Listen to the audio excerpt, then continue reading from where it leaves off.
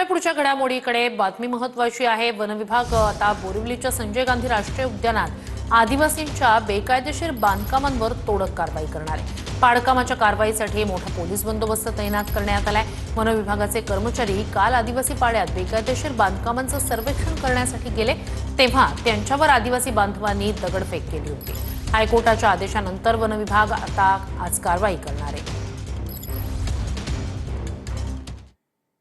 बातमी पुण्यात आहे। सासरच्या छळाला कंटाळून एका विवाहितेने आत्महत्या केली। पुण्यातील उरळी कांचन भागातील ही घटना आहे। दीप्ती चौधरी असं आत्महत्या केलेल्या या विवाहितेचं नाव आहे। दीप्ती चौधरीच्या कुटुंबाची आज रुपाली चाकणकर भेट घेणार आहेत। आत्महत्या केलेल्या महिलेची सासू सरपंच आहे तर सासरे मुख्याध्यापक असल्याची माहिती समोर येते। या प्रकरणी ठाकरे गटाच्या नेत्या सुषमा अंधारे यांनी उरळी कांचन पोलिसांना फोन केल्याची ही माहिती आहे। पुण्याच्या उरळी कांचनमध्ये सासरच्या छळाला कंटाळून दीप्ती चौधरी या विवाहितेनं आत्महत्या केली। आईची पोलिसात तक्रार। आत्महत्या केलेल्या महिलेची सासू सरपंच तर सासरे मुख्याध्यापक असल्याची माहिती। लग्नानंतर सासरच्या मंडळींनी दागिने, कार आणि पैशांची मागणी केली। दबावाखाली गर्भपात करायला लावल्याचाही आरोप। रोहन चौधरी, सुनीता चौधरी, कारभारी चौधरी, रोहित चौधरी विरोधात उरळी कांचन पोलिसात गुन्हा दाखल।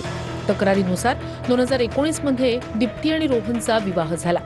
लग्नाच्या तिसऱ्याच दिवशी पतीनं दीप्तीवर संशय घेण्यास सुरुवात केली। दीप्तीच्या पतीनं तिला शिवीगाळ करून मारहाण करायला सुरुवात केली। 2023 मध्ये दीप्तीला मुलगी झाल्यानं तिच्या सासरकडील सर्वजण नाराज होते।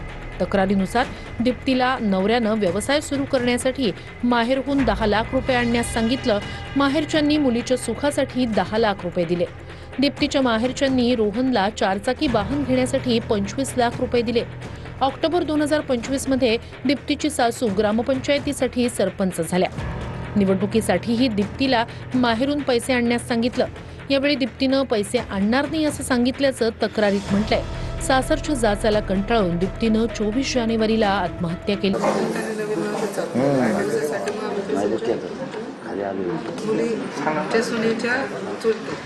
त्यांनी मदत केली नवीन व्यवसाय शिवाजी आखाडे पैसे न घेतले। त्यांनी सुचवलं की तुम्ही असा व्यवसाय करा, एक्सपोर्टचा आहे तर त्यांनी प्रत्येक गोष्टीला मदत केली। पैशाला पण मदत केली आणि आम्ही पण पैसे त्यांना केली मदत पैशाची। जसे मागते तसे कधी 10 लाख, कधी 15, कधी 25, जसे जसे त्यांना गरज पडेल तसे ते मागत येईल।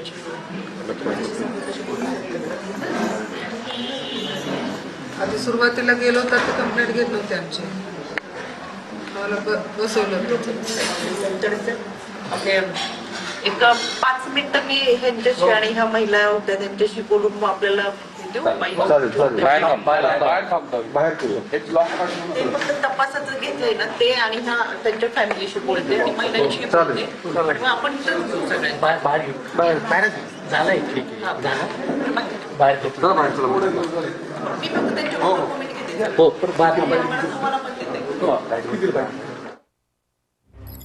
दीप्ती चौधरी या विवाहितेनं सासरच्या छळाला कंटाळून आत्महत्या केली होती। तिच्या कुटुंबाची, तिच्या आईवडिलांची भेट सध्या रुपाली चाकणकर घेत आहेत। या प्रकरणी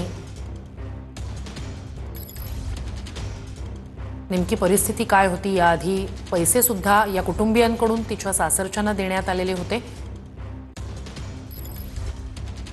मुलीवर अन्याय होत असेल तर आरोपींना शिक्षा झालीच पाहिजे। ह्याचा तपास एकदम चौकशी करून सखोल चौकशी केली पाहिजे। ह्याच्यामध्ये ज्या ज्या काही त्या मुलीवर अन्याय झाला आणि तिला आत्महत्येला प्रवृत्त केले तर त्यांच्याकडे कारवाई झाली पाहिजे। समाजातल्या काही लोकांनी पुढाकार घेतला पाहिजे। अशा काही गोष्टी होत असेल तर तिथे गेलं पाहिजे।